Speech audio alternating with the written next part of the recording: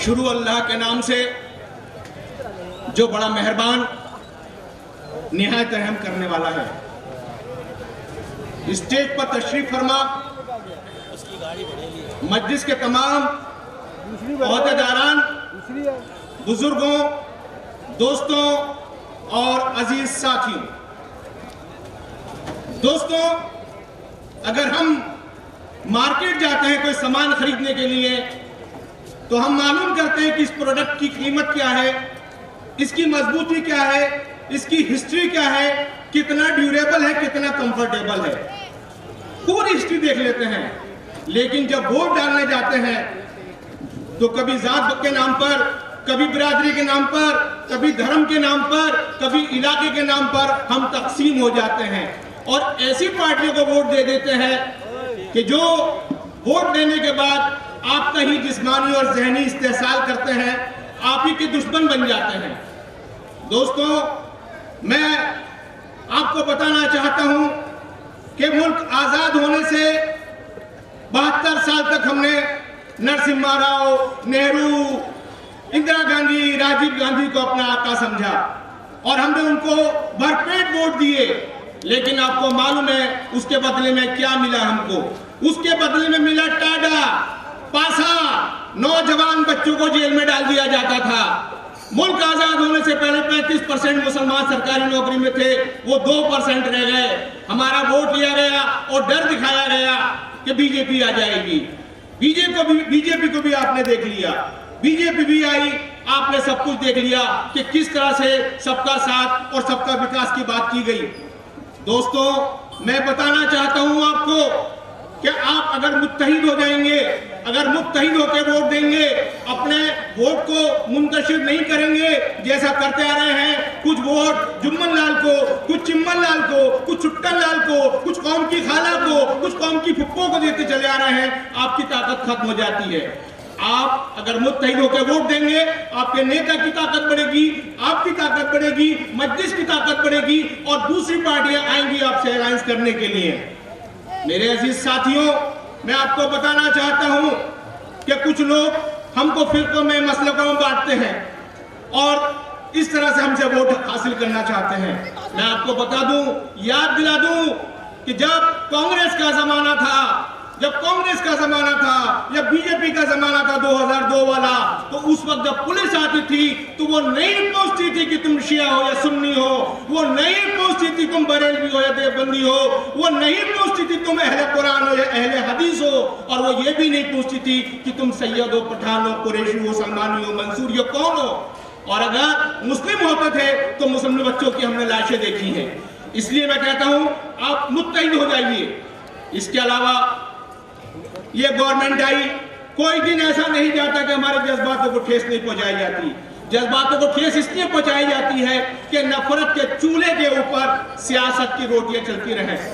अजीज साथियों, मैं आपको बताना चाहता हूं कि एक फिल्म बनाई कश्मीर फाइल्स। कश्मीर फाइल को देखने के बाद लोगों का तशद्दुद बढ़ने लगा। अगर आपको फिल्म बनानी थी तो हमारे जो हिंदुस्तान के आइडियल हैं, जो अच्छे स्पोर्ट्समैन हैं, जो अच्छे साइंटिस्ट हैं, जो अच्छे दानिशवर हैं, उस पर फिल्म बनानी चाहिए। और अगर आपको फिल्म बनाने का शौक है तो मुझे वो फाइलें भी याद है जो असम के अंदर हुई थी। एक ही रात में कई हजार मुसलमानों का कत्लेआम हो गया था। मुझे वो फाइल भी याद है जो 1984 के अंदर सिखों का कत्लेआम हुआ था दिल्ली के अंदर। और मुझे वो फाइल भी याद है कि जब नरसंहार किया था हमारे दलित भाइयों का, बिहार के अंदर बच्चे भी थे। और इसके अलावा भागलपुर और गुजरात के अंदर की फाइलें भी मुझे याद है। दोस्तों, इसी तरह के नए नए इशू खड़े किए जा रहे हैं।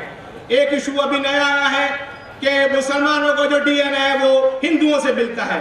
मैं बताना चाहता हूं कि कोई भी शख्स, हिंदू, मुसलमान, सिख या ईसाई, उसके ब्लड ग्रुप, उसके डीएनए, उसकी कौम, उसके गोत्र, उसकी मादरी जुबान या उसकी नेशनलिटी से नहीं होता, बल्कि वो अपने यकीने से होता है, अपनी आस्था से होता है, अपने विश्वास से होता है।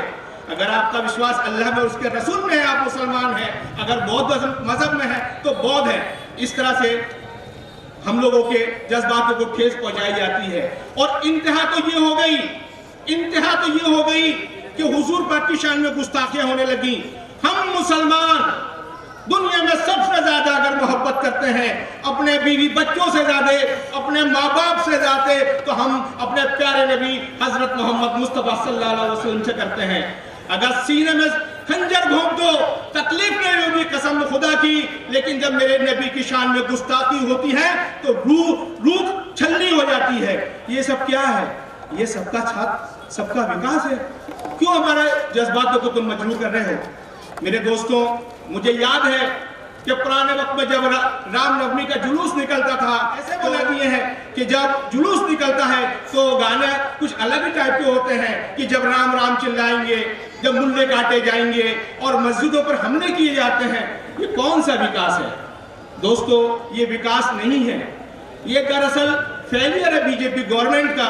बीजेपी गवर्नमेंट अपने फेलियर को छिपाने के लिए इस तरह हिंदू और मुसलमानों के बीच में एक नफरत फैला रही है। ये कौन सा विकास है कि जब मोरबी के अंदर पुल का काम चल रहा होता है तो जो उसके रस्से होते हैं, जो उसकी रोप होती है, उसकी जो जंग लगी होती है, काट लगी होती है, उनको नहीं बदला जाता, बल्कि उस पर जो रंग रोगन कर दिया जाता है और 150 लोग बेचारे मर जाते हैं। ये विकास है?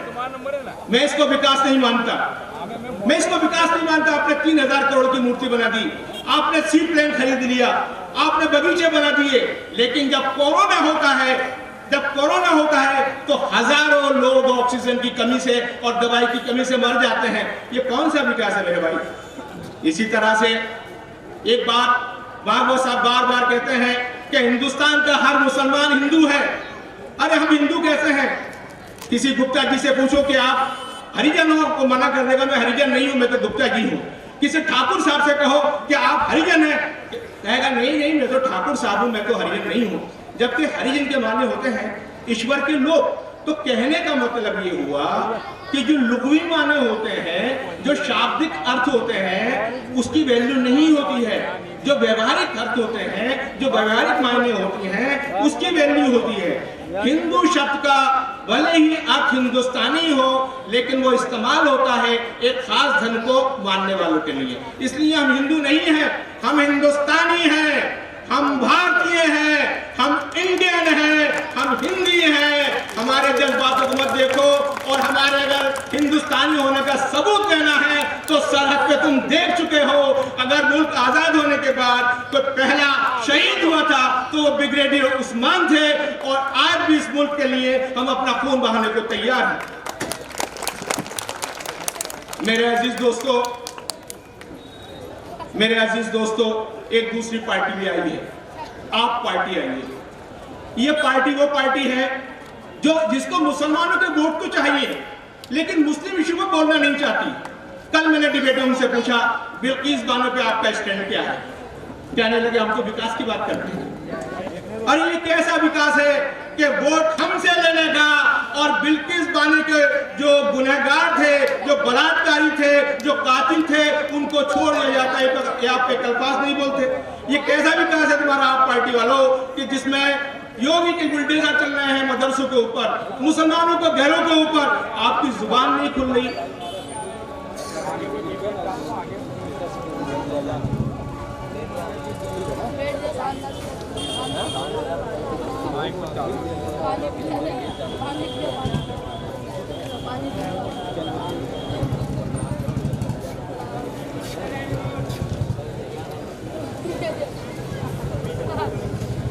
मेन वायर जो लंबा करें इसको ना काट के वापस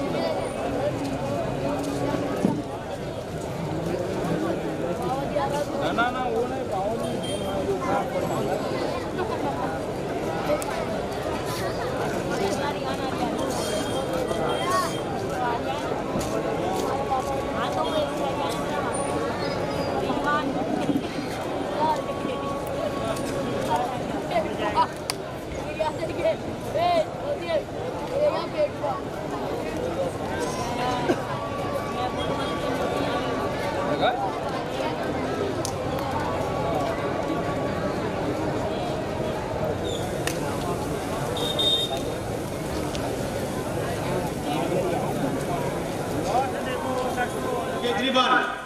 मॉब लिंचिंग होते हैं, नहीं बोल सकते, जबान नहीं खुल सकती।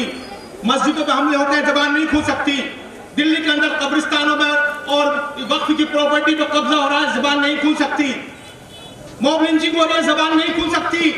एनालिसिस ये होता है, जबान नहीं खुल सकती। और कोरोना के टाइम पे मरकज पर तबलीगी जमात पे इल्जाम लगाते कि ये लोग कोरोना फैला रहे हैं। ऐसे आदमी को वोट देंगे आप? नहीं दे सकते। आप बिरादरी के नाम पे आप वोट नहीं दे सकते।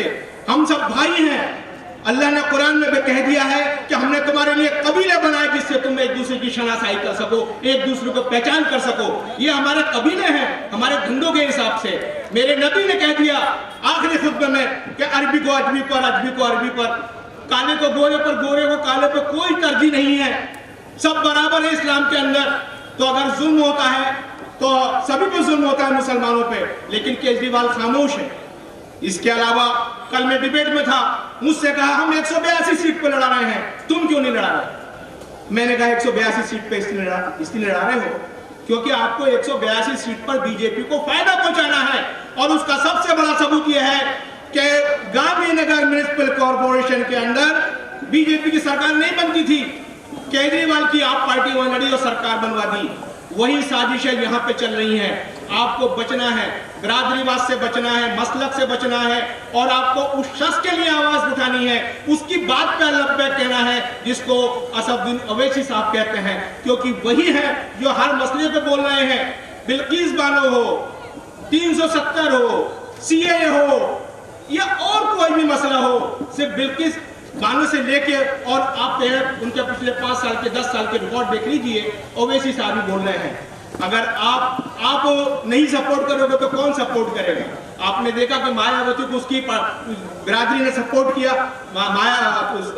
अखिलेश यादव को यादव ने सपोर्ट किया, राजभर को उसकी बिरादरी ने सपोर्ट किया, वो लीडर बन गए। और आज एक शख्स हमारे लिए अपने घर से निकला है, हैदराबाद से, पूरे हिंदुस्तान में घूम रहे हैं ओवैसी साहब। तो हमारा फर्ज बनता है कि उनकी बात पर लब्बैक कहें। और मैं एक बात जो बार बार उठ रही है मीडिया के अंदर, उसका भी आज जवाब इस स्टेज से दे दूंगा, और वो ये है कि मुसलमानों के पूर्वज हिंदू थे दोस्तों। और ये भी कहते हैं कि 5 पीढ़ी, 6 से पीढ़ी, 7 पीढ़ी के पहले हिंदू थे। तो भाई ये तो किसी को खबर नहीं कि किसके पूर्वज 5 पीढ़ी पहले कौन थे।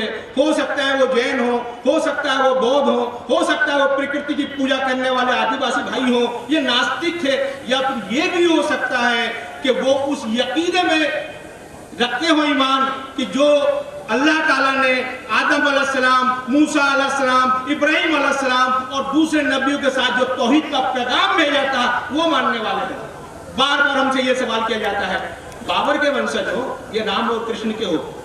भाई हम तो बाबर के वंशज नहीं है, लेकिन आप कैसे कह सकते हो कि राम और कृष्ण के वंशज हो? क्योंकि राम और कृष्ण के टाइम पे भी हिरण्यकश्यप भी हुआ था और कंस भी हुआ था, रावण भी हुआ था, तुम भी तो उसके वंशज हो सकते हो। टाइम कम हो चुका है, काफी हो चुका है और बहुत से लोग बैठे हुए हैं। मैं ओवैसी साहब की नजर करते हुए एक शेर आपसे इजाजत लूंगा कि किस रुख से आ रहा हूं ये मौसम बताएगा, किस रुख से आ रहा हूं ये मौसम बताएगा, तुम जिसके मुंतजिर थे मैं वो इनकलाब हूं। ओवैसी साहब जिंदाबाद।